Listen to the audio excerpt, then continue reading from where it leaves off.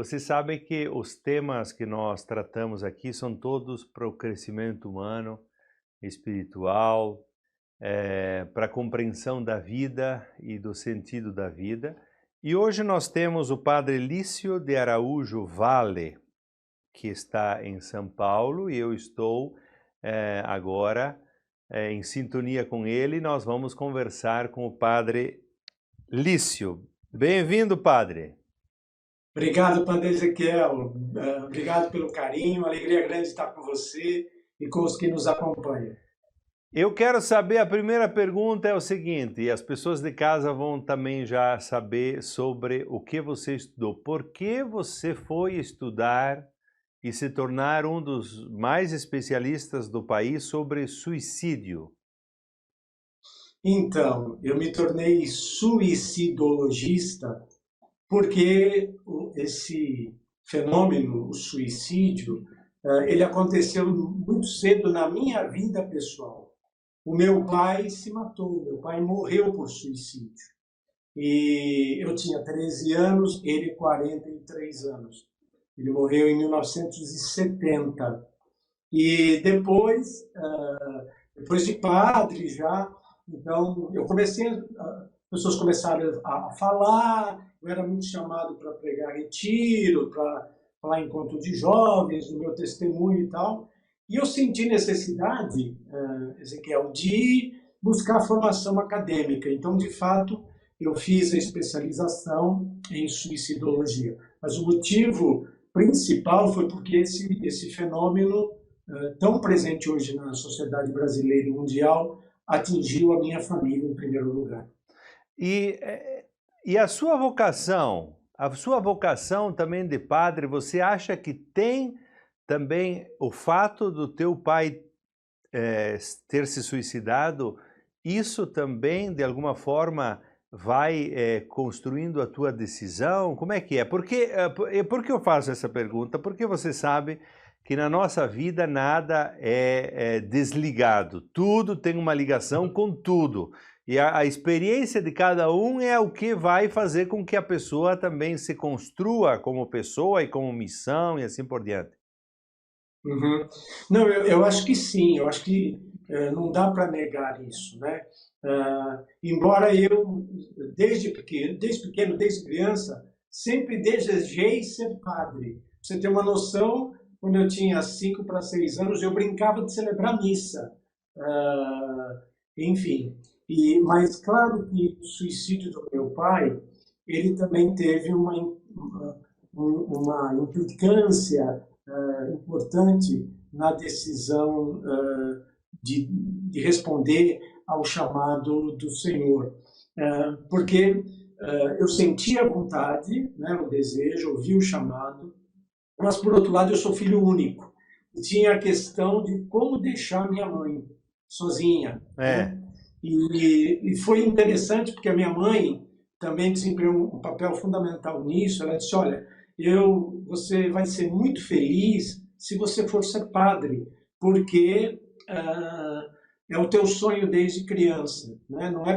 Não é pelo que aconteceu com o seu pai que você não deve realizar a sua vida e a sua vocação. E a minha mãe disse para mim, você vai ser muito feliz se você for padre. Então a minha mãe, a partir do episódio, ela acabou sendo um canal muito grande de Deus para eu poder responder a esse chamado. E essa questão você também ali experimentar fortemente o sofrimento, você tinha uma ligação muito forte com o teu pai, você no início já se culpou por alguma coisa? Quais as perguntas que nascem ou nasceram, se você pode lembrar, naquela situação? Olha, Padre Ezequiel, a primeira pergunta que nós que perdemos pessoas queridas para o suicídio fazemos é o porquê. Por quê? Por que a pessoa decidiu por fim a sua vida? E essa resposta a gente nunca vai ter, porque o porquê morre com a pessoa. Então, assim, o luto por suicídio, ele é um luto mais complicado, porque a gente não tem a causa mortis.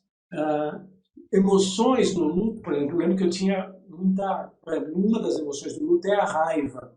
E eu lembro que daqui a pouco eu me sentia com muita raiva dele, tá, do meu pai, porque eu me sentia Depois da morte?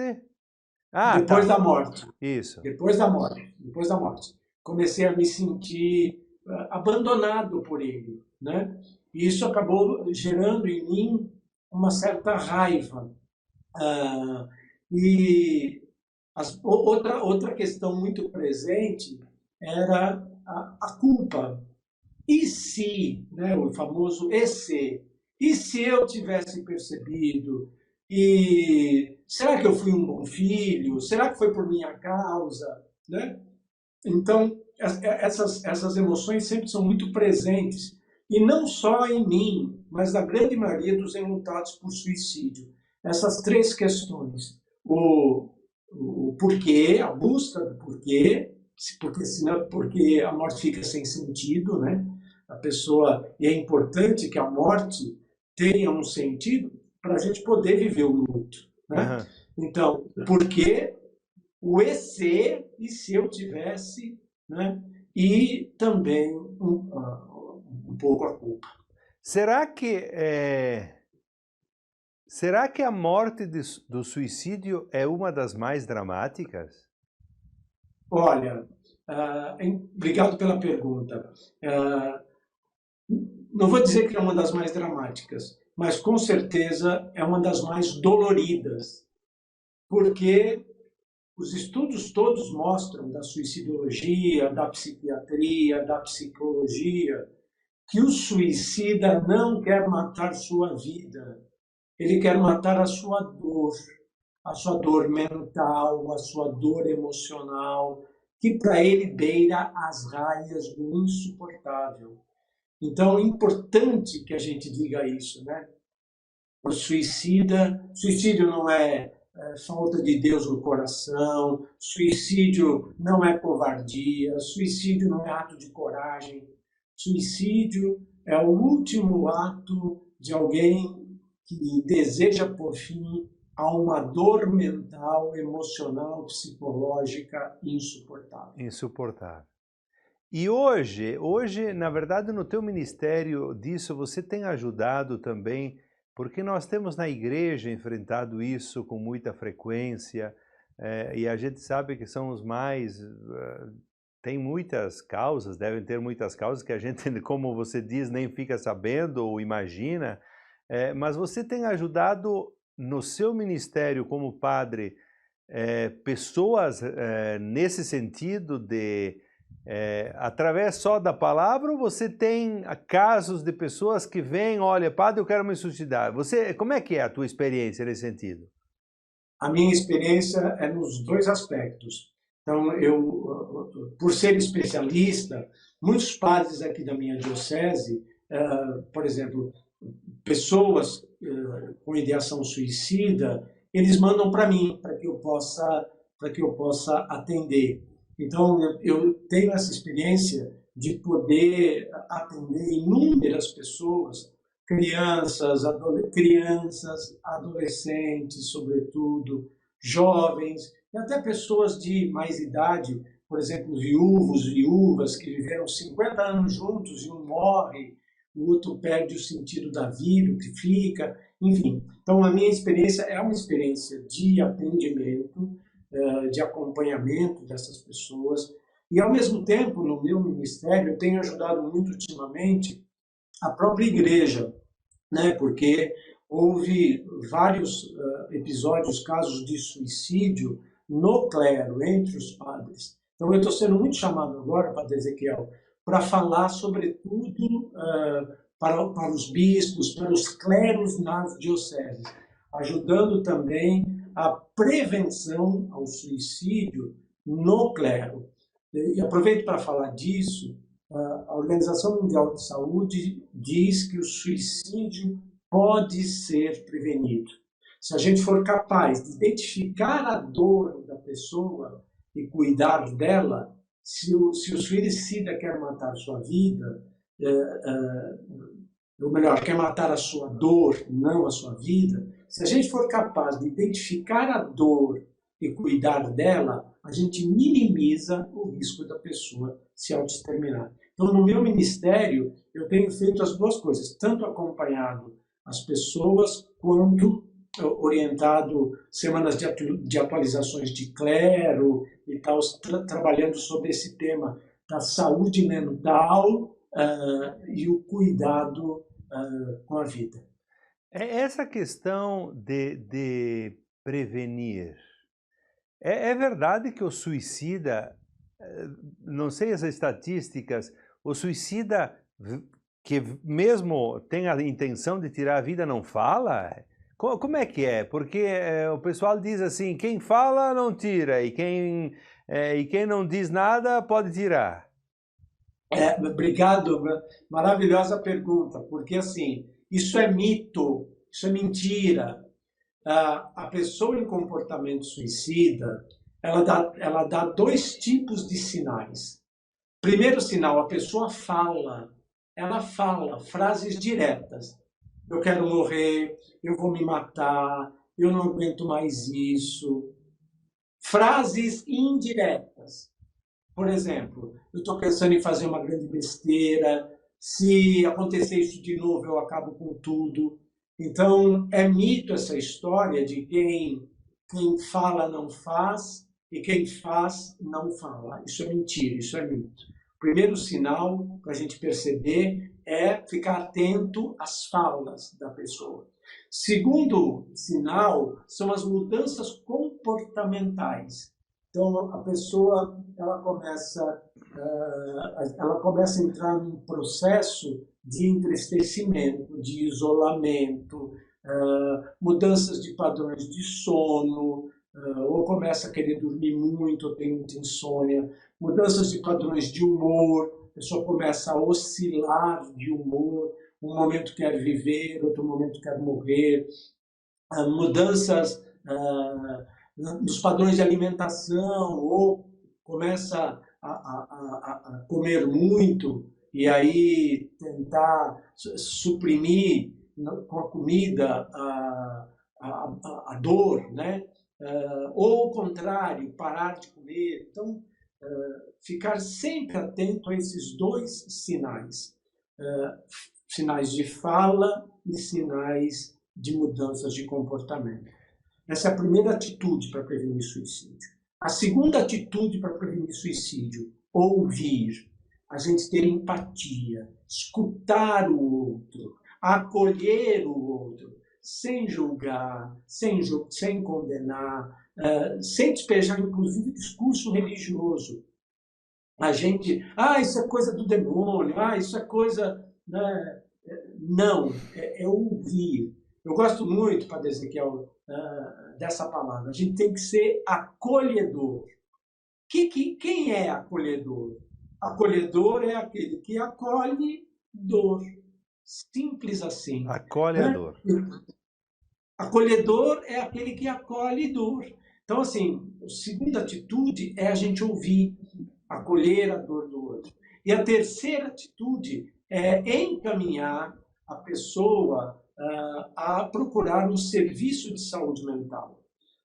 A política pública tem os CAPs, né, que são da rede SUS, ou procurar um psicólogo ou um psiquiatra, um profissional de saúde mental, para que essa pessoa possa olhar para a sua dor e cuidar dela. Então, repetindo, 3 atitudes são necessárias, eu diria necessárias, para prevenir suicídio. Avaliar os riscos, ficar atento às falas e às mudanças de comportamento, ouvir com amor, com carinho e acolhendo. Terceiro, motivando a pessoa a se cuidar com profissionais de saúde mental. Eu ia perguntar e você já respondeu, que é exatamente o que a família faz quando ela percebe essas características, essas falas, esses comportamentos e assim por diante. Mas aqui, é verdade também que se a pessoa suicida ouve falar do suicídio, ela se estimula com isso? Como é que é as estatísticas? Como é que é? existe o que a gente chama tecnicamente, de efeito imitação. A Organização Mundial de Saúde publicou uma norma diretiva para os meios de comunicação social, a maneira como noticiam o suicídio. Você nunca vai ver fotos, você nunca vai ver imagens, porque se alguém está pensando ver uma imagem, pode levar a pessoa a querer imitar aquilo que viu. Então, assim,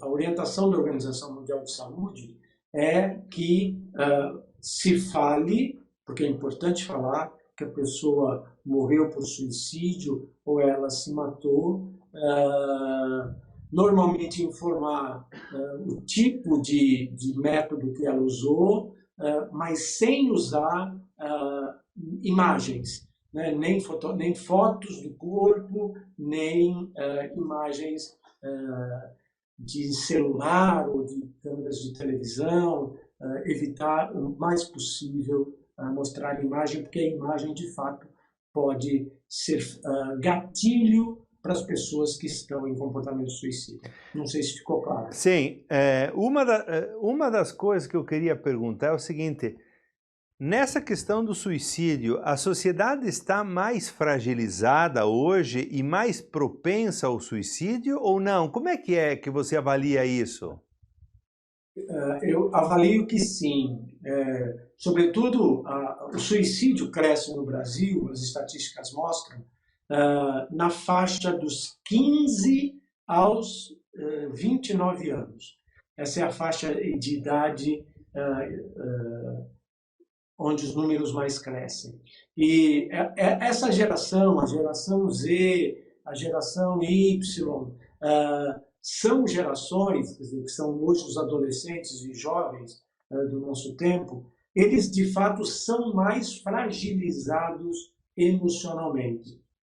Muitos deles, os millennials, por exemplo, que já nasceram na era digital, não conheceram a era analógica, muitos, aliás, tem muito a ver essa coisa também das redes sociais e a juventude, né? Aliás, tem uma série muito interessante que saiu na Netflix agora, quero até aproveitar para divulgar, chama-se Adolescência. Quem puder, assista. Exatamente essa questão dos adolescentes e jovens com as redes sociais. Então, eu penso que é importante que a gente possa fazer esse alerta. Porque, assim, de fato, as famílias hoje, na minha visão, perderam a capacidade de ensinarem os filhos a se frustrarem, a ouvirem não, a terem limites. As famílias hoje querem dar para os filhos tudo aquilo que elas não tiveram e têm muita dificuldade de dar limite. Partindo para mim, para Ezequiel, de um pressuposto equivocado, que frustração é coisa ruim. Não é. Frustração, limite, gera resiliência. Limite forja a personalidade, né? Então, as famílias hoje, eu brinco, né? Diz não para a criança, né? Aí a criança começa a chorar, aí o pai e a mãe pegam e dá o celular, né? Pronto, não frustrou.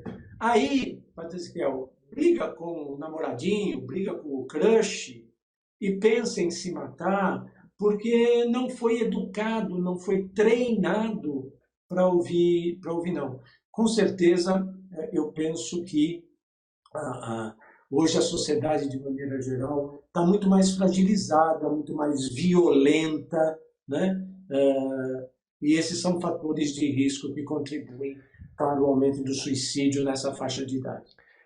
Padre, nós já estamos há 20 minutos. Eu queria que você dissesse agora, porque compreendendo o suicídio, você sabe por que, de alguma forma, as pessoas têm essa propensão. Como criar adolescentes, pensando em adolescentes nessa faixa maior, de propensão ao suicídio e de aumento, o que fazer para ter uma mente forte, uma mente sadia? Nessa questão, a própria pessoa, o próprio adolescente, o jovem e a família. Você já disse algumas coisas, mas eu queria que você reforçasse isso. Tá, com muito carinho. Então, eu penso que a primeira coisa é a adolescência, a gente tem que entender, e a juventude, ela é uma fase conflitiva. Então, é preciso ter um olhar acolhedor por um lado, né? Estou falando da família. Um lado acolhedor por um lado, mas por outro lado, ter também o lado de dar o limite, de dizer não, de ensinar o adolescente, o jovem, que ele não pode ter tudo que ele quer, porque a vida não vai dar a ele tudo que ele quer, né? O próprio adolescente, ele pode se ajudar na medida em que ele buscar questões mais de sociabilidade, diminuir o uso de tela, poder ter encontros mais verdadeiros, fraternos, com os colegas, com os amigos, buscar fazer coisas que gosta, que tem prazer, e não que os outros querem que faça, enfim. E eu lembro, por fim, para não me alongar muito, eu lembro, por fim, que é fundamental e importante ter a experiência da fé, ter uma experiência com Deus, porque, inclusive, a Organização Mundial de Saúde diz isso. Quem crê em Deus e quem pratica uma fé aumenta seus relacionamentos sociais. A experiência da fé ajuda nesta proteção, porque quando a gente crê em Deus, quando a gente pratica uma fé, a gente aumenta os nossos relacionamentos sociais, as relações verdadeiras, os amigos, e quanto mais a gente tiver isso, o adolescente tiver isso, mais ele estará protegido, porque a sua dor pode ser melhor partilhada e melhor acolhida. Então, e a oração também nos garante isso, nos garante que nós não estamos sozinhos e que Deus está sempre conosco. Para terminar, eu queria dizer assim para vocês que me veem: não desista da vida, insista. A vida é o maior dom que nós recebemos e ela é um aprendizado que sempre vale a pena viver. Se você tiver com dor de alma, dor mental, dor emocional, busque ajuda. Sempre há alguém que nos ama e poderá te ajudar. Ame-se, cuide-se. Deus abençoe vocês. Muito obrigado, Padre. Deus te abençoe. Obrigado pela partilha de hoje. E continue ajudando. Obrigado, Padre Ezequiel. É uma alegria muito grande estar com você e com os seus telespectadores. Obrigado, irmão querido. Abração.